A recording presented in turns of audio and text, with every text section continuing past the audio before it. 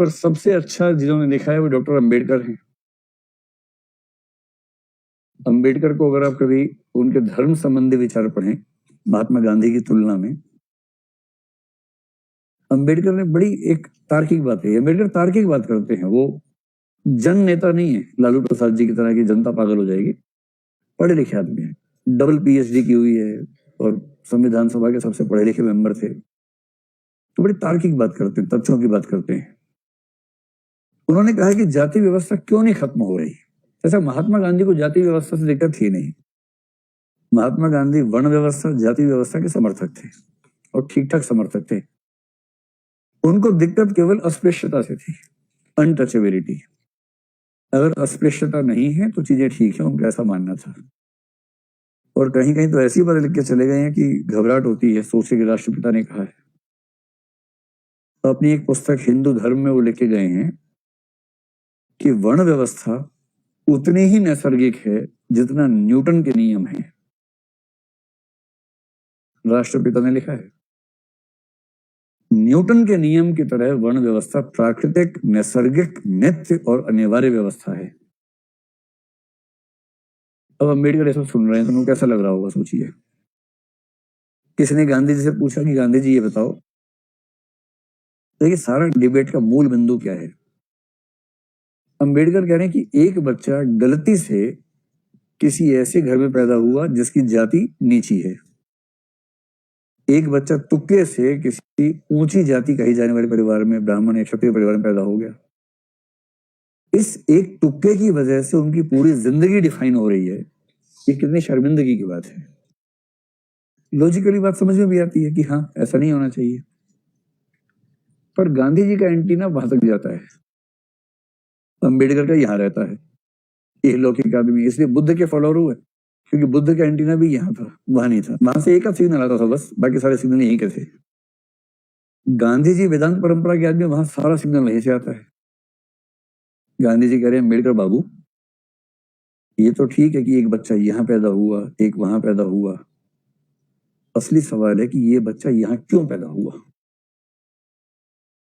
असली सवाल ये है, और ये संयोग से नहीं हुआ है, डिजाइन से हुआ है। ये ईश्वर का डिजाइन है।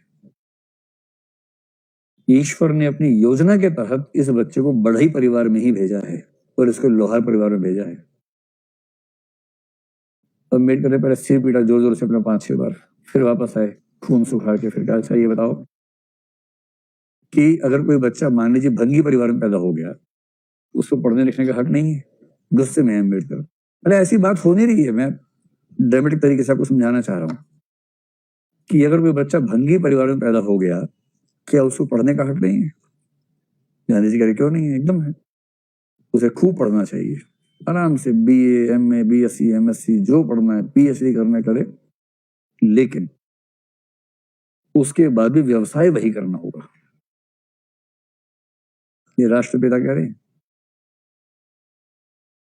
बस अम्बेडकर एक सवाल पूछना भूल गए कि गांधी जी आप वैश्य परिवार से हैं और वकालत कर रहे हैं, और स्वाधीनता आंदोलन कौन सा व्यवसाय है, किस जाति के लोग करेंगे, कौन सी गीता में लिखा है ये बताओ जरा। उन्होंने पूछा नहीं, उन्होंने बताया नहीं, लेकिन आपके मन में तो आ गया ना।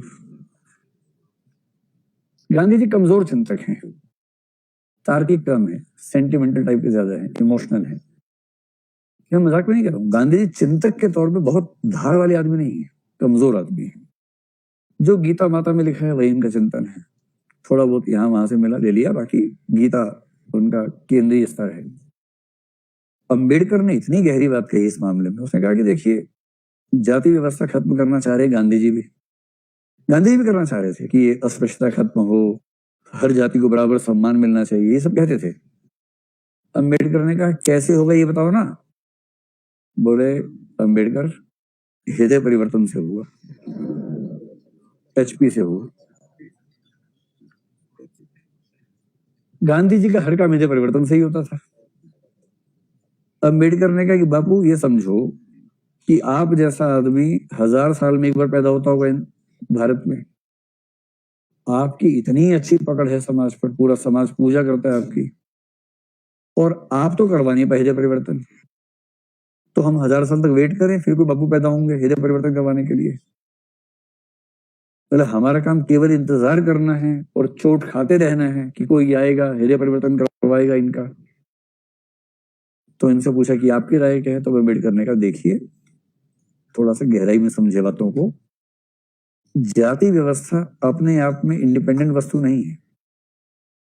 जाति व्यवस्था के मूल्य और एटीट्यूड्स धर्म का हिस्सा है। धर्म हर बच्चा बचपन से सीखता है, और धर्म सीखते सीखते अवचेतन स्तर पर वो जातिवादी हो जाता है।